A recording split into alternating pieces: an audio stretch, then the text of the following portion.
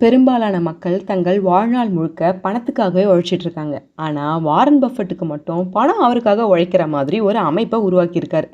அதனால தான் பலர் ஒரு ஆண்டு முழுக்க உழைச்சு சம்பாதிக்கிற தொகையை விட அதிகமான பணத்தை வாரன் பஃபெட் தூங்குற நேரத்திலே சம்பாதிக்க முடியுது. இதுல மகிழ்ச்சியான விஷயம் என்ன தெரியுமா? அவருடைய அந்த அமைப்பு ரொம்ப சிக்கலானதெல்லாம் இல்ல. இது ரொம்ப எளிமையான கோட்பாடுகளின் அடிப்படையில் அமைஞ்சிருக்கு. நீங்க தூங்கும்போது கூட உங்களுக்காக பணம் வேலை செய்யலைன்னா, நீங்க சாகுற வரைக்கும் உழைச்சிக்கிட்டே இருக்கணும் அப்படிங்கிறது வாரன் பஃபெட்டோட பிரபலமான வரிகள். நான் உங்ககிட்ட ஒரு கேள்வி கேட்குறேன். நாளையிலேருந்து நீங்க வேலைக்கே போகல அப்படின்னா, அடுத்த மாசம் உங்களுக்கு சம்பளம் வருமா? பேரோட பதில் இல்ல அப்படின்னு தான் சொல்வீங்க. ஏன் தெரியுமா? நம்மலாம் பணத்துக்காக மட்டும் தான் வேலை செய்கிறோம். ஃபார் எக்ஸாம்பிள் ஒரு 8 மணி நேரம் இல்லை 10 மணி நேரம் வேலை செய்கிறோம் அப்படின்னா அதுக்கான சேலரி தராங்க. இங்கே வேலை செய்கிற வரைக்கும் தான் அந்த சேலரி கூட உங்களுக்காக தராங்க. இதுவே சேலரி வந்த உடனே ஒரு 10,000 எடுத்து நீங்கள் ஏதாவது ஒன்றுத்தில் இன்வெஸ்ட் பண்ணி வச்சுருந்தீங்க அப்படின்னா, நீங்கள் வேலையே செய்யலைனாலும் உங்களோட இன்வெஸ்ட்மெண்ட்லேருந்து உங்களுக்காக சேலரி வந்துக்கிட்டே இருக்கும். இப்போது நீங்கள் பணத்துக்காக மட்டும் வேலை செய்கிற மாதிரி இருக்காது. உங்களோட பணமும் உங்களுக்காக வேலை செய்ய ஆரம்பிச்சிட்ருக்கும். இப்போ நமக்கு ஒரு கேள்வி தோணும். ஆமாம், பணத்தை எப்படி நமக்காக வேலை செய்ய வைக்கிறது அப்படின்னு. அதுக்கான மிகப்பெரிய ஆயுதம் தான் காம்பவுண்டிங். அதுதான் வாரன் பஃபெட்டோட மிகப்பெரிய பலமாகவும் பயன்படுத்தியிருக்காரு. வாரன் பஃபெட் ஒரு இன்வெஸ்ட்மெண்ட் ஜாம்பவான் அப்படின்னு சொல்லி எல்லாருக்குமே தெரியும். அவர் ரொம்ப சின்ன வயசுலேயே இன்வெஸ்ட்மெண்ட் பண்ண ஸ்டார்ட் பண்ணிட்டாரு. அவரோட ஃபஸ்ட்டு இன்வெஸ்ட்மெண்ட் 11 வயசில் ஸ்டார்ட் பண்ணார். இன்றைக்கி அவரோட வயசு 95.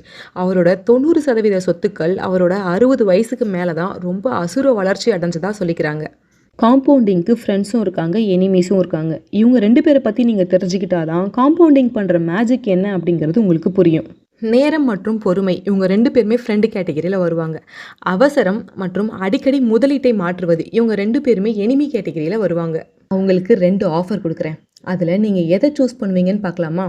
ஆஃபர் நம்பர் 1, உங்கள் கையில் நான் ₹1 கொடுக்குறேன்.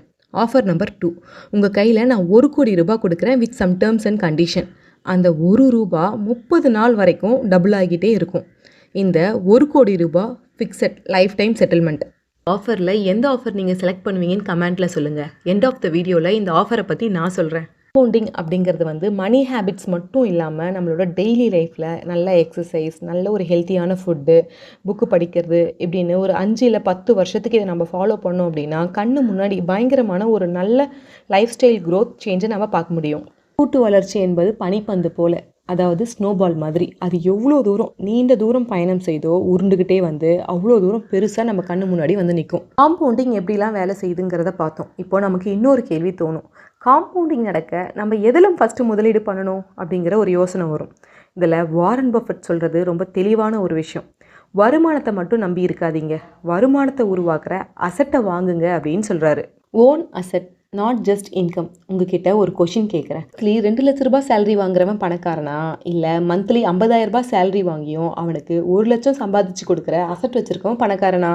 இது வாரன் பஃபெட்டோட பதில் ரொம்ப தெளிவானது. உங்களோட வருமானம் எவ்வளோ அப்படிங்கிறதெல்லாம் முக்கியம் இல்லையா, உங்ககிட்ட எவ்வளோ அசட் இருக்குது அப்படிங்கிறது தான் ரொம்ப முக்கியம் அப்படிங்கிறாரு. பே இல்லாமல் உங்களோட பேக்கெட்டுக்கு பணம் கொண்டு வர எல்லாமே அசட்டில் தான் சேரும். ஃபார் எக்ஸாம்பிள் ஷேர் மார்க்கெட்டில் நம்ம வாங்கி வைக்கிற கம்பெனி ஸ்டாக்ஸ், ரெண்ட் தர மாதிரி இருக்க வீடு, ப்ராஃபிட் தர பிஸ்னஸ், இது எல்லாமே அசட் தான். நிறைய பேர் நினைக்கலாம் சேலரி இன்க்ரிமெண்ட் ஆனால் என்னோடய வெல்த்தும் இன்க்ரீஸ் ஆகும் அப்படின்னு சொல்லிட்டு. ஆக்சுவலாக உண்மை என்னென்னா சேலரி இன்க்ரிமெண்ட் ஆனால் நம்மளோட செலவும் இன்க்ரீஸ் ஆகிட்டு தான் இருக்குது. அப்படிப்பட்ட சூழ்நிலையில் வெல்த் இன்க்ரீஸ் ஆகவே ஆகாது. இன்கம் உங்களோட வாழ்க்கையை நடத்தும். இதுவே அசட் உங்களோட எதிர்காலத்தையே உருவாக்கும். வாரன் பஃபெட் ஆடம்பரமான வாழ்க்கையெல்லாம் வாழ்ந்து பணக்காரர் ஆகவே இல்லை. அவரோட பணத்தை கொக்கோகோலா, ஆப்பிள் போன்ற நல்ல கம்பெனியில் இன்வெஸ்ட் பண்ணி அசட்டை உருவாக்குனார். அந்த நிறுவனங்கள்லாம் ப்ராஃபிட் பண்ணும்போது அவரோட வெல்த்தும் ஆட்டோமேட்டிக்காக வளர்ந்துக்கிட்டே இருந்துச்சு. Salary gives you income, asset gives you freedom. நமக்கு இன்னொரு கேள்வி தோணும். அசட்டை வாங்கினா மட்டும் போதுமா? அந்த அசட்லேருந்து வர லாபம் மற்றும் நஷ்டத்தை என்ன பண்ணணும்? பெரும்பாலான மக்கள் முதல்ல லாபம் வந்த உடனே அதை செலவு செய்கிறாங்க. ஆனால் வாரன் பஃபெட் முதல் லாபம் வந்த பிறகு தான் உண்மையான முதலீடே ஆரம்பிக்குது அப்படிங்கிற விஷயத்த நம்புறாரு. கையில் இருக்க ஒரு ரூபாவும் 2 வேலைகளை செய்யும். ஒன்று உங்களோட தேவைகளை பூர்த்தி செய்யும், அதாவது உங்களுக்கு இன்னும் அதிகமாக பணம் சம்பாதிச்சு கொண்டு வந்து கொடுக்கும். இதில் வாரன் பஃபெட் 2வது வேலைக்கு தான் அதிக முக்கியத்துவம் கொடுப்பாராம். ஃபார் எக்ஸாம்பிள் இப்போது நீங்கள் தான் ஒரு கம்பெனியோட சிஇஓன்னு வச்சுக்கோங்களேன். உங்கள் கம்பெனியில் நல்லா ஒர்க் பண்ணிக்கிட்டு இருக்க ஒரு எம்ப்ளாயியை சடனாக வேலையை விட்டு தூக்குவீங்களா? கண்டிப்பா இல்ல. அப்படித்தானே? போல தான் நமக்கு தொடர்ந்து லாபம் கொடுத்துட்டே வந்த ஒரு இன்வெஸ்ட்மெண்ட்ட தேவையில்லாம கலைக்கக்கூடாது. தேவையில்லாம செலவும் பண்ணக்கூடாது. உங்களுக்கு ப்ராஃபிட் வந்த அமௌண்ட்ட மீண்டும் வேலைக்கு அனுப்புங்க. அது உங்களுக்கு இன்னும் அதிகமா காசு சம்பாதிச்சு கொண்டு வந்து குடுக்கும். இத ஃபினான்ஷியல் டெர்ம்ல டிவிடெண்ட் ரீஇன்வெஸ்ட்மென்ட் அப்படி இல்லன்னா காம்பவுண்டிங் பவர் ஆஃப் ப்ராஃபிட்ன்னு சொல்லுவாங்க. வாரன் பஃபெட் அவரோட 11 வயசுலயே இன்வெஸ்ட்மென்ட் ஸ்டார்ட் பண்ணிட்டாரு அப்படின்னு கேள்விப்படுறதே பெரிய ஆச்சரியம். இதுல இன்னொரு ஆச்சரியம் என்ன அப்படின்னா, ரீஇன்வெஸ்ட்மென்ட் பண்ணவும் ஸ்டார்ட் பண்ணியிருக்காரு. ஒரே ஒரு சலூன் கடையில மட்டும் பின்பால் கேமிங் மெஷினை வச்சிருக்காரு. அது ப்ராஃபிட்ல போன உடனே ப்ராஃபிட்டபிள் அமௌண்ட் எல்லாம் சேர்த்து வச்சு இன்னும் 2-3 பின்பால் கேமிங் மெஷினை வாங்கி போட்டிருக்காரு. நீங்க ஒன்றுத்துல இன்வெஸ்ட் பண்ணி 8,000 ப்ராஃபிட் பண்றீங்கன்னு வச்சுக்கோங்களேன். ஒன்று அந்த 8,000 நம்ம செலவு பண்ணலாம். இல்லை அந்த 8,000 மறுபடியும் அகெயின் ரீஇன்வெஸ்ட்மெண்ட் பண்ணலாம். ஃபஸ்ட்டு சொன்னதை செஞ்சா வாழ்க்கையில் ஒரு நாள் மட்டும் மாறும். இதுவே ரெண்டாவது சொன்னதை செஞ்சா உங்கள் வாழ்க்கையோட எதிர்காலமே மாற ஆரம்பிக்கும். பஃபெட்டோட செல்வத்தை உருவாக்குனது பெரிய வருமானம்லாம் இல்லவே இல்லை. அவருக்கு வந்த சின்ன சின்ன ப்ராஃபிட்லாம் கூட மறுபடியும் ரீஇன்வெஸ்ட்மெண்ட் செஞ்சுக்கிட்டே இருந்தார். ஒழுக்கமான முதலீடு தான் இன்னைக்கு இரவும் பகலும் அவருக்காக வேலை செஞ்சு கொடுத்துக்கிட்டே இருக்கு. Time to the heavy lifting. நிறைய மக்கள் தான் முதலீடு செஞ்சதுக்கப்புறம் ஒரு விஷயத்த டெய்லி பண்ணுவாங்க. நான் வாங்கி வச்சிருக்கிறது ப்ராஃபிட்டில் இருக்கா இல்லை லாஸில் இருக்கா அப்படிங்கிற விஷயத்த தினமும் செக் பண்ணுவாங்க. ஒரு மாதம் காலகட்டம் வரைக்கும் அவங்க கண்ணில் ப்ராஃபிட்டே படலைன்னு வச்சுக்கோங்களேன், ரொம்ப ஈஸியாக அதை குவிட் பண்ணிடுவாங்க. வாரன் பஃபெட்டோட மிகப்பெரிய ஆயுதத்தில் ஒன்று time. Time is the biggest multiplayer. பணம் மட்டும் செல்வத்தை உருவாக்காது. நேரமும் சேரும்போது தான் செல்வம் மிகப்பெரியதாக உருவாகி நிற்கும். ஒரு நல்ல முதலீட்டுக்கு நீங்கள் அதிக நேரம் கொடுக்குறீங்க அப்படின்னா தான் காம்பவுண்டிங் அதோட முழு சக்தியை காமிக்க ஆரம்பிக்கும். பவர் ஆஃப் காம்பவுண்டிங்க்கு ஆல்ரெடி நிறைய உதாரணங்கள் சொல்லியாச்சு. அடுத்து நிறைய பேர் இன்வெஸ்ட்மெண்ட் பண்ணியும் தோற்று போகிறாங்க. அதுக்கு காரணம் நல்ல இன்வெஸ்ட்மெண்ட் கெட்ட இன்வெஸ்ட்மெண்ட்லாம் எதுவுமே கிடையாது. நம்ம அதுக்கு போதுமான நேரம் கொடுக்காம போகிறது தான் மிகப்பெரிய காரணம். வாரன் பஃபெட்டை பொறுத்த வரைக்கும் ஷேர் மார்க்கெட்டை ஒரு நாள் கூட கேம்லிங்காக பார்த்ததே இல்லை. அவர் எந்த கண்ணோட்டத்தில் பார்க்குறாருன்னா, பொறுமை இல்லாதவங்க கிட்டேருந்து பணத்தை எடுத்து பொறுமை இருக்கிறவங்க கிட்ட பணத்தை கொடுக்குற ஒரு அமைப்பு அப்படி தான் அவர் பார்க்குறாரு. ஸோ ஷேர் மார்க்கெட்டில் மட்டும் இல்லை, நீங்கள் வேறு எதில் இன்வெஸ்ட் பண்ணணும்னு நினச்சாலும் ஒரு நல்ல கம்பெனி அப்படி இல்லைனா ஒரு நல்ல பிளாட்ஃபார்மை சூஸ் பண்ணுங்கள். அடிக்கடி வாங்கி விற்றுக்கிட்டே இருக்காதீங்க. காம்பவுண்டிங்க்கு நேரம் கொடுங்க. Share market, gold, real estate எந்த பிளாட்ஃபார்மாக இருந்தாலும் குறுகிய காலத்துக்கு ஏற்றமும் இருக்கும் இறக்கமும் இருக்கும். அதை பார்த்து என்றைக்கும் பயப்படாதீங்கன்னு சொல்கிறாங்க. நீண்ட கால இலக்குகளுக்கு முதலீடு செய்யுங்க அப்படிங்கிறாங்க. ஒரு ப்ராஃபிட்டபிளான இன்வெஸ்ட்மெண்ட், அகெயின் ரீஇன்வெஸ்ட்மெண்ட் மற்றும் நேரம், இது மூணுமே இருந்தும் கூட சில தவறுகள் நம்மளோட செல்வத்தை வளர்ச்சி அடையாமல் நிறுத்திடும். வாரன் பஃபெட் அவரோட வாழ்நாள் முழுக்கவே சில பெரிய தவறுகளை தவிர்த்துட்டே இருந்திருக்காரு. அது என்னங்கிற விஷயத்தை பற்றி பார்ப்போம். Avoid the big money mistake. இவ்வளோ நேரமாக சம்பாதிச்ச காசை என்ன பண்ணணும், எப்படி இன்வெஸ்ட் பண்ணணும் அப்படிங்கிறத பற்றிலாம் பேசிக்கிட்டு இருந்தோம். இப்போது வாரன் பஃபெட்டே சில விஷயத்தெல்லாம் பண்ணக்கூடாதுன்னு சொல்லி ஸ்டாப் பண்ணார்ல, அந்த விஷயத்துக்குள்ளே போவும் வாங்க. சம்பாதிக்கிறது மட்டும் திறமை இல்லையாங்க, அந்த பணத்தை லாஸ் பண்ணாமல் பத்திரமா பார்த்துக்கிறது தான் உண்மையான திறமை மற்றும் லாபமும் கூட அப்படின்னு வாரன் பஃபெட் சொல்கிறாரு. வாரன் பஃபெட் பணத்தை இழக்காமல் இருக்க 2 ரூல் வச்சுருக்காரு. Rule number 1, never lose money. Rule number 2, never forget rule number 1. ரூலோட அர்த்தமே ஒருபோதும் நஷ்டம் வந்துடவே கூடாது அப்படின்லாம் கிடையாது. தேவையற்ற பெரிய இழப்புகளை தவிர்க்க வேண்டும் அப்படிங்கிறது தான் இதோட அர்த்தம். அதிக லாபம் வேணும் அப்படின்னு பேராசைப்பட்டு தெரியாத புரியாத பிஸ்னஸ்லாம் பண்ணுவாங்க. பஃபெட் என்ன சொல்கிறாருன்னா, உங்களுக்கு ஒரு பிஸ்னஸை பற்றி தெரியலனா அதில் ₹1 கூட இன்வெஸ்ட் பண்ணவே பண்ணாதீங்கன்னு சொல்கிறாரு. 5 வருஷத்தில் 5 மடங்கு ஆகிறத விட அசல் அழியாமல் இருக்கிறது தான் ரொம்ப முக்கியம் அப்படிங்கிறாரு. நம்ம ஃபஸ்ட்லேயே ரொம்ப பெரிய தொகையை லாஸ் பண்ணிட்டோன்னு வச்சுக்கோங்களேன், இந்த முதலீட்டு உலகத்துக்குள்ளே வர்றது ரொம்ப கஷ்டமாக போயிடும். வாரன் பஃபெட் இப்போ நான் சொல்ல போகிற இந்த 5 விஷயத்தில் ரொம்ப தெளிவாக இருந்தார். Emotional investing. மார்க்கெட் உயரும்போது சிலர் பேராசைப்பட்டு நிறைய கம்பெனிஸை வாங்கவும் செஞ்சுருக்காங்க. அதே ஷேர் மார்க்கெட் விழும்போது பயத்தில் விற்கவும் செஞ்சுருக்காங்க. வாரன் பஃபெட் ஒரு நாளும் எமோஷ்னலை பேஸ் பண்ணி ஒரு கம்பெனியை பை பண்ணதும் இல்லை, செல் பண்ணதும் இல்லை. அதுக்கு பதிலாக கம்பெனியோட டேட்டாஸ் எல்லாம் வச்சு இன்வெஸ்ட்மெண்ட் பண்ண ஸ்டார்ட் பண்ணியிருக்காரு. உணர்ச்சியால் முடிவெடுக்காதீங்க, கொஞ்சம் அறிவை வச்சு யோசிச்சு முடிவெடுங்கன்னு சொல்லி வாரன் பஃபெட் சொல்கிறாரு. So the crowd. அனைவரும் வாங்குறாங்க அப்படின்றதுக்காக நாமளும் போய் அதை வாங்கக்கூடாது. எல்லாரும் விற்கிறாங்க அப்படின்றதுக்காக நாமளும் போய் அதை விற்கக்கூடாது. ஆக்சுவலாக கூட்டத்தை ஃபாலோ பண்ணுறவங்க லாஸும் பண்ண மாட்டாங்க, ப்ராஃபிட்டும் பண்ண மாட்டாங்க, சராசரியாக தான் இருப்பாங்க அப்படிங்கிறது வாரன் பஃபெட்டோட நம்பிக்கை. Investing without knowledge. புரியாத நிறுவனத்தில் கண்டிப்பாக முதலீடு செய்யவே கூடாதான். Risk come from not knowing what you are doing. நீங்கள் என்ன செய்கிறீங்க அப்படின்னு உங்களுக்கே தெரியாமல் ஒரு முதலீடு செய்கிறது தான் உண்மையான ரிஸ்க் அப்படின்னு வாரன் பஃபெட் சொல்கிறார். Trying to get rich quick. அதாவது ஒரே இரவுலலாம் பணக்காரர் ஆகணும் அப்படிங்கிற ஆசை தான் பலரை நிறைய ஏமாத்திக்கிட்டே இருக்கான். வாரன் பஃபட் ஒரு நாள் கூட ஷேர் மார்க்கெட்டை சூதாட்ட மனப்பான்மையில் முதலீடு செஞ்சதே இல்லையாம். இதெல்லாம் அவர் அவாய்ட் பண்ணது லைஃப் ஸ்டைல் இன்ஃப்ளேஷன். வருமானம் அதிகரிக்கும் போதெல்லாம் அவர் செலவையும் அதிகரிச்சிக்கவே இல்லையாம். வருமானம் அதிகரிக்கும் போது கூட அவர் இன்வெஸ்ட்மெண்ட்டை தான் அதிகரிச்சிருக்காரு.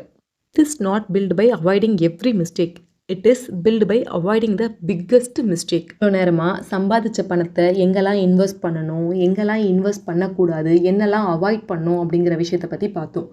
இப்போது லைஃப்பில் எப்படி அதை இம்ப்ளிமெண்ட் பண்ணணும்னு பார்க்க போகிறோம். Money machine step by step. First money மிஷின்னா என்னன்னு தெரிஞ்சுக்கணும். மணி மிஷின்னா நீங்கள் வேலை செய்யாத நேரத்துலையும் உங்களுக்காக தொடர்ந்து வருமானம் உருவாக்கி கொடுத்துக்கிட்டே இருக்க ஒரு அமைப்பு தான் மணி மிஷின். அது ஒரு நல்ல முதலீடாக இருக்கலாம், ஒரு வியாபாரமாக இருக்கலாம், இல்லை வருமானம் தரக்கூடிய ஒரு அசட்டாக கூட இருக்கலாம். மணி மிஷின் உருவாக்குறதுக்கு வெறும் 5 ஸ்டெப் தான். First earn money. நமக்கு ஃபஸ்ட்டு இன்கம்னு ஒன்று வேணும். அது ஒர்க்லேருந்து வரலாம், பிஸ்னஸ்லேருந்து வரலாம், இல்லை ஃப்ரீலான்சிங் பண்ணலாம். எதுவாக இருந்தாலும் நமக்கு கையில் வருமானம்னு ஒன்று வேணும். Step 2 save before spending. அதாவது நம்ம செலவு பண்ணுறதுக்கு முன்னாடியே எல்லாத்தையும் சேமித்து வச்சுக்கணும் அப்படிங்கிறாங்க. எங்கெல்லாம் இன்வெஸ்ட் பண்ணணும், என்னெல்லாம் சேவ் பண்ணணும் அப்படிங்கிற போக மிச்ச மீதியை தான் நம்ம செலவே பண்ணணும் அப்படிங்கிறாரு. இதை தான் வாரன் பஃபட் ஃபாலோவும் பண்ணியிருக்காரு. Step 3 invest consistently. அதாவது நான் முதலீடு செஞ்சால் மிகப்பெரிய தொகையை மட்டும்தான் முதலீடு செய்வேன், இந்த சிறிய தொகையெல்லாம் நான் முதலீடு செய்ய மாட்டேன் அப்படின்னு அடம்பிடிக்கக்கூடாது. நம்ம லைஃப்பில் 100, 200, 500, 1000 எது கிடைச்சாலும் அதை சிறுக சிறுக சேமிக்க பழகிக்கணும். மணி மிஷின் கான்செப்டில் கன்சிஸ்டன்சி தான் ரொம்ப முக்கியம் அமௌண்ட்டை விட அப்படின்னு சொல்கிறாங்க. ஸ்டெப் 4 ரீஇன்வெஸ்ட் த ரிட்டர்ன்ஸ். வீட்டில் கிடைக்கிற லாபத்தை மீண்டும் முதலீடு செய்யுங்க. அதுதான் மணி மிஷினுக்கு எரிபொருள் அப்படின்னு சொல்கிறாங்க. Step 5 repeat for years. ஒரு மாதம் இல்லை, ஒரு வருஷம் இல்லை, பல ஆண்டுகளாக இதை ரொம்ப டிசிப்ளினோட கண்டினியூ பண்ணணும்னு சொல்கிறாங்க. செல்வம் என்பது வேகம் அல்ல, அது ஒரு பழக்கம்.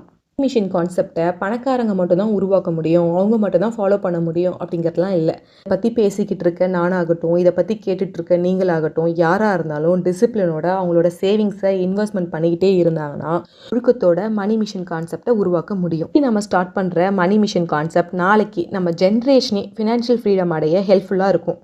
மணி மிஷின் கான்செப்டை எப்படி ஸ்டார்ட் பண்ணணும்னு பார்த்தோம். அதை சக்ஸஸ்ஃபுல்லாக ரன் பண்ணுறதுக்கு நமக்கு தேவை பொறுமை. பொறுமையை பற்றி தான் ஃபைனலாக பேச போகிறோம். வை பேஷன்ஸ் கிரியேட் வெல்த்தி. ஷேர் மார்க்கெட்டில் 90% மக்கள் அவங்களோட பணத்தை இழக்கிறதுக்கு முக்கியமான காரணமே அவசரம் தான். பஃபட்டோட முழு வாழ்க்கையையும் அவரோட வெற்றியையும் ஒரே வார்த்தையில் சுருக்கமாக சொல்லணும் அப்படின்னா அது பொறுமை மட்டும்தான். இன்னைக்கு எல்லாருக்கும் இருக்க பெரிய பிரச்சனையே பொறுமையின்மை தான். எல்லாமே உடனே வேணும், உடனே லாபம் பார்க்கணும், உடனே பணக்காரன் ஆகணும். ஆனால் வாரன் பஃபட் சொல்வது என்ன தெரியுமா? பெரிய செல்வம் உருவாக நேரம் தேவை. பொறுமையே இல்லாத ஒரு முதலீட்டில் வெற்றி பெறுவது மிகவும் கடினம் அப்படின்னு சொல்கிறாரு. நம்ம நினைக்கிறா போல் 1 or 2 மந்தில் ப்ராஃபிட்டே நம்ம பார்க்கலன்னு வச்சுக்கோங்களேன், நம்ம ரொம்ப ஈஸியாக சீக்கிரமாகவே இன்வெஸ்ட்மெண்ட்டை ஸ்டாப் பண்ணிடும். ஆக்சுவலாக நம்ம ஸ்டாப் பண்ணுறது இன்வெஸ்ட்மெண்ட் மட்டும் கிடையாது, நம்ம காம்பவுண்டிங்கும் சேர்த்து தான் ஸ்டாப் பண்ணுறோம். வாரன் பஃபட் அவரோட சக்ஸஸ்ஃபுல் லைஃப்பை பில்ட் பண்ணுறதுக்காக சில சீக்ரெட் ஃபார்முலாஸ்லாம் வச்சுருந்தாரு. அதை தான் இப்போ நீங்கள் வீடியோவில் பார்த்துக்கிட்டு இருக்கீங்க. வாரன் பஃபட்டோட சில கோட்பாடுகளை பார்த்தாச்சு, மேஜிக் ஃபார்முலாவும் பார்த்துட்டோம். ஆனால் இதை வெறும் வீடியோவை பார்த்துட்டு மட்டும் போனால் உங்கள் லைஃப்பில் எந்த மாற்றமும் நடக்காது. இப்போவே இதை நீங்கள் எப்படி லைஃப்பில் அப்ளை பண்ண ஆரம்பிக்கலாம் அப்படின்னு யோசிச்சு பாருங்கள். எனக்கு தெரிஞ்ச மாதிரி நான் ஒரு 6 விஷயத்தை மட்டும் சொல்கிறேன். சம்பாதிக்கிறதை விட குறைவாக செலவு பண்ண கற்றுக்கணும். நம்ம சம்பாதிச்ச பணத்தை செலவு பண்ணுறதுக்கு முன்னாடியே சேமிக்கவும் கற்றுக்கணும். நம்ம ரொம்ப சீக்கிரமாகவே இன்வெஸ்ட்மெண்ட் பண்ண ஸ்டார்ட் பண்ணிடணும். நம்ம இஎம்ஐயில் நிறைய தேவையில்லாத பொருட்கள் வாங்குறதுக்கு பதிலாக அசட்டை வாங்கி வைக்கலாம். கிடைச்ச சின்ன ப்ராஃபிட்டாக இருந்தாலும் அதை ரீஇன்வெஸ்ட்மெண்ட் பண்ணலாம். ஃபைனலாக இது எல்லாமே நடக்கிறதுக்கு நம்ம பொறுமையாக காத்திருக்கலாம்.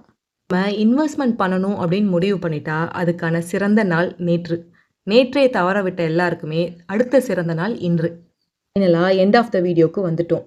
நான் பவர் ஆஃப் காம்பவுண்டிங்கை பற்றி பேசும்போது உங்ககிட்ட 2 ஆஃபரை பற்றி சொல்லியிருந்தேன், ஞாபகம் இருக்குங்களா? ஆக்சுவலாக ஆஃபர் 2ல் லைஃப் டைம் செட்டில்மெண்ட்டாக 1 கோடியை செலக்ட் பண்ணுறதுக்கு தான் நிறைய பாசிபிலிட்டிஸ் இருந்திருக்கும். ஆனால் ஆஃபர் 1ல் 1 ரூபியே போதும்னு செலக்ட் பண்ணவங்க தான் ரொம்ப கிளவரான பர்சன். அந்த 1 ரூபி 30 டேஸ் வரைக்கும் டபுள் ஆகிட்டே இருக்கும்னு சொன்னேன். எண்ட் ஆஃப் த டேயில் அந்த 1 ரூபா எவ்வளோவா மாறி இருக்கும் அப்படின்னா 53 கோடியாக மாறி இருக்கும். இந்த வீடியோ இன்வெஸ்ட்மெண்ட் பண்ணணும்னு நினைக்கிற எல்லாருக்கும் ஒரு ஐ ஓப்பனிங் வீடியோவாக இருந்திருக்கும் நான் நம்புகிறேன். தேங்க்யூ ஃபார் வாட்சிங் ஸ்டாக்கினஸ் சேனல்.